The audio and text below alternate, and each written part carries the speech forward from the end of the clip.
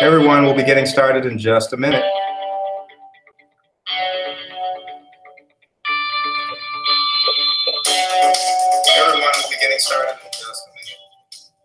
Hi, everyone. Good morning. Welcome to Coffee and Computers with Dana and Eric. And we're here to present to you live via YouTube. Our goal is to try to reach as many teachers as possible. We know how busy everybody is, and we know sometimes it's hard to get to a live presentation, so we're happy to deliver this to you live stream. So feel free to watch along and play along at home. You can open up another window with slides and have it going while you're learning from us, or multitask, get your day ready, and you can always watch this later on. We'll send out the link so you can watch it on YouTube later. Well, I hope everyone brought their coffee. And today we're going to be talking about 6 ways to spice up your slides. But first, we want to show you how you can participate during our live session. So you'll see the chat window open on the right side, and you can type anything in there, and we will do our best to multitask and respond live. But if for some reason we don't get to it in time, just know that we will follow back up with you later. There is a little bit of a delay, even though we're live. There's a bit of about a 2-minute delay. So just know that we are doing our best to respond to you as quickly as we can. All right, so we are going to go ahead and get started.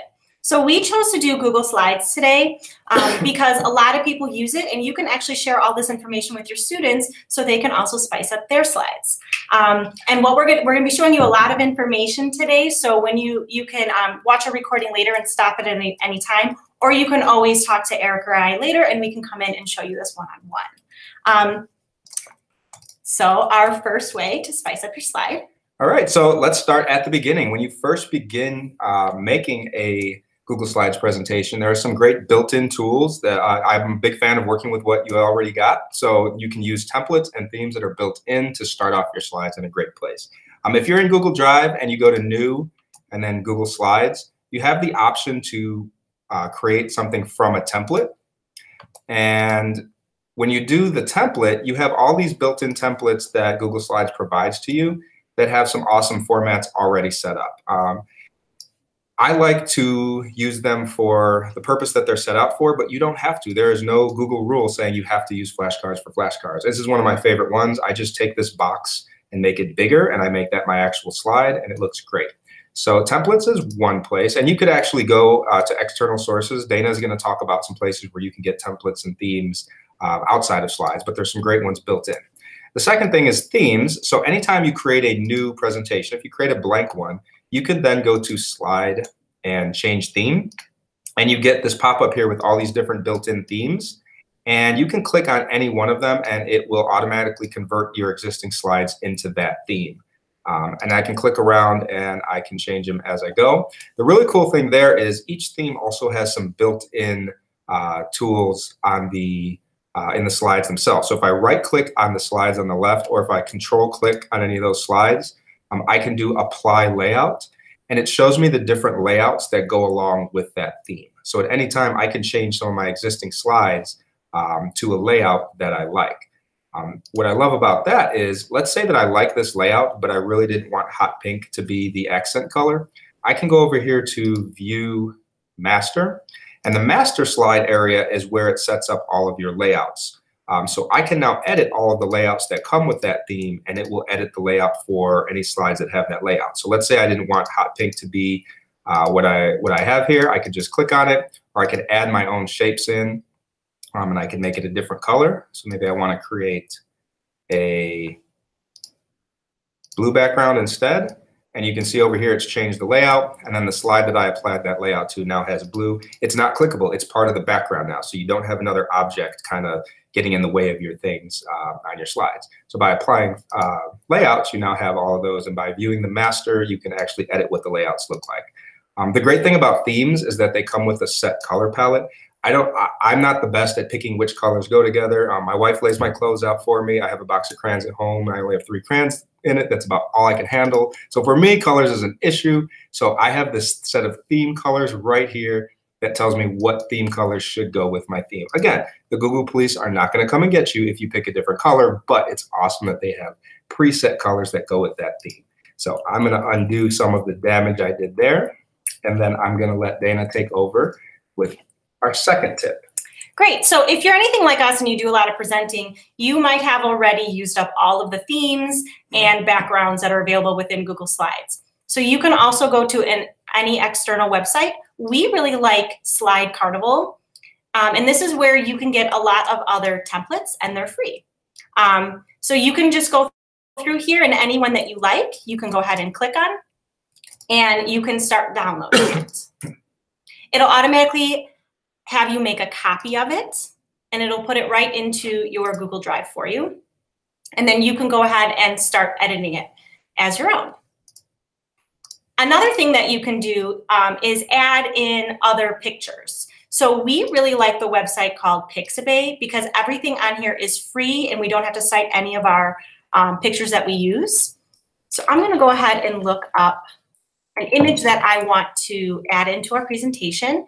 And at the very top, you can also choose specifically what type of image you want. So if I want something with a transparent background, I can get that. So I really like this flower. I get my free download. Let them know I'm not a robot. And it will download right here for me. And then a really easy way to bring it in is just drag and drop it right into your slide. And now you have an image that has a transparent background. Another thing we really like, if you haven't noticed yet, is Bitmoji. Bitmoji is an awesome place to make little avatars for yourself. And you can go ahead and do that. A lot of times you have to sign in through a social media account, but you can create your own. And then if you want, you can actually make an extension for yourself with Bitmoji, and it's really easy to pull in your Bitmoji images. The last way to insert an image is actually just up at the top, and you go to Insert Image, and you can insert an image from your computer, or you can even search the web right on here. And you can pull in your images straight from the search on the right-hand side. All right, our third tip for spicing up slides is making a photo slideshow. If you've ever had a bunch of pictures that you wanted to create a slideshow for, there is a really easy way to do it in just a couple of clicks, rather than creating 50 slides and then trying to drag in or copy paste pictures onto each one. You can use what's called an add-on.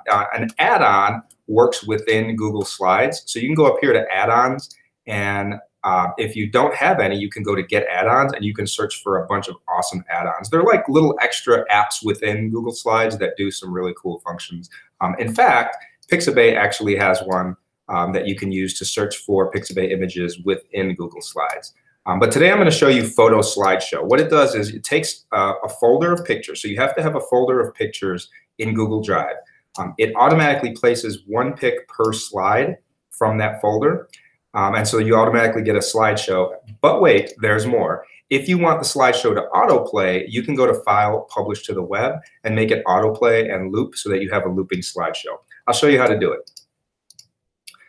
So I have a picture folder. I just want to pull that up so you can see that I already have a folder in Drive with a bunch of pictures of students, and I want to make a slideshow out of this to play during an event that's going on at my school. So I am going to go to the Photo Slideshow add-on, which I've already installed. So you would need to go to Get Add-ons and install it. Photo Slideshow asks me where I want to get my photos from. I can either go to Google Photos or Google Drive. As you saw, I have a Google Drive folder already set up. So I'm going to click on it, and it's going to look for my folders. This is actually the one that I had those pictures in. I have to pick the folder itself, not the pictures. So I pick that folder, and it starts doing its thing. Now, I only have a dozen pictures in there, so it probably won't take me too long. You should start seeing it process as I'm talking.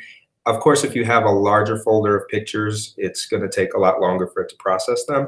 But you will see along the left side, it'll start popping up 12 slides with a picture in each slide. Just a heads up, if you're using the existing Google Slides presentation, it will replace any other slides you had. So it's best to start with a blank presentation. So now I've got an awesome, quickly made slideshow. I can always change the background, and I can always add any pizzazz that I'd like. But now I want this to autoplay. So I can go up to File and Publish to the Web. And I've got these awesome autoplay options. It's kind of like sharing a file to everyone.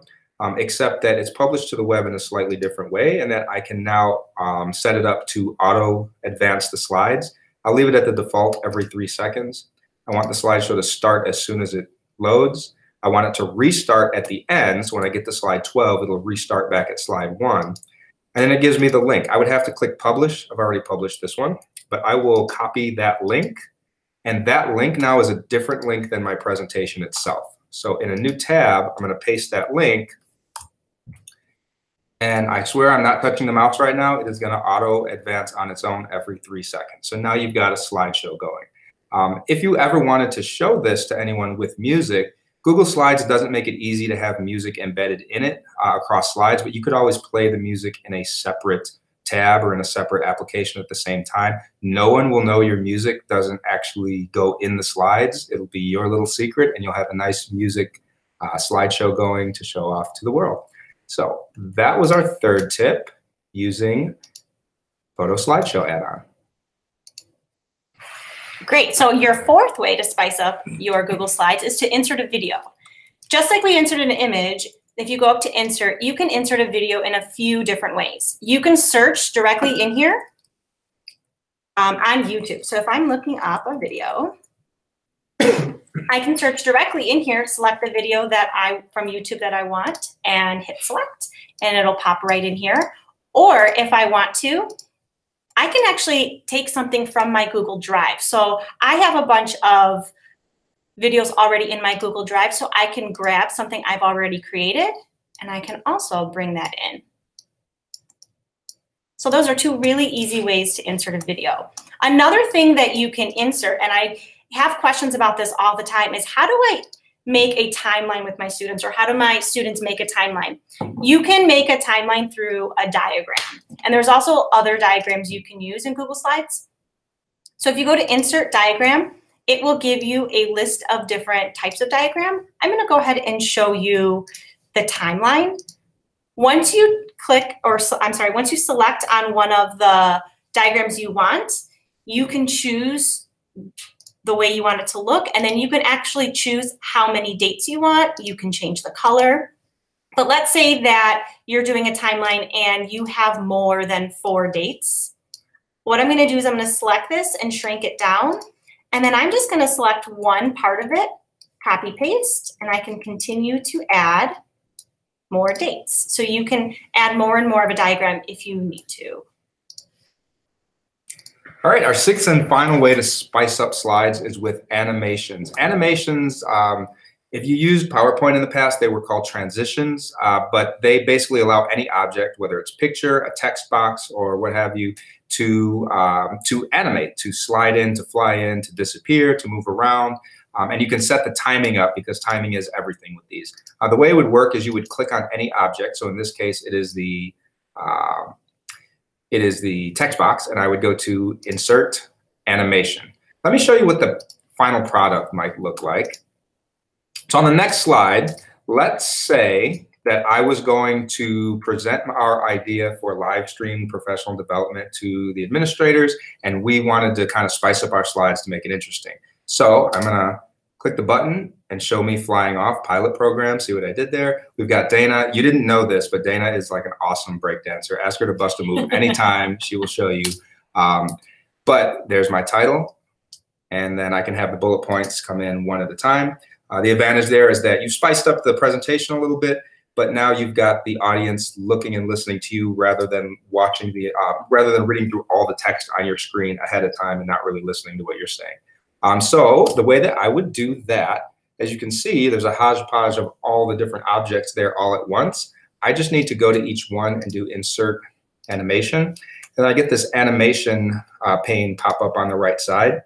Each one of those objects was set up. They will run in chronological order from top to bottom, and you can set each one to determine how it's going to appear or how it's going to disappear and in what order. And you're going to tell it whether you want it to happen when you click, or if you just want it to happen with the previous animation or after the previous animation has already happened.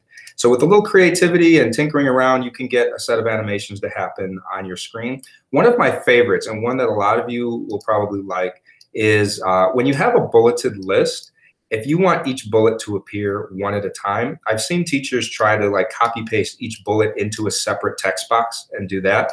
You actually don't have to do that. By selecting the entire text box and then going to by paragraph, you check that box, it now knows that you want each bullet to show up one at a time. And even if there's no bullets, if you separate your text by paragraphs, it'll know to just show one part of the one paragraph at a time as you click through. So that's a quick and easy way to make your presentations a little bit more entertaining.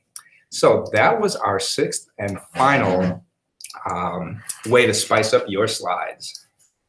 So we just want to thank everybody for joining with us today, and we will have this, our presentation as well as the video available to you later so you can watch. So thank you so much. Thanks, everybody.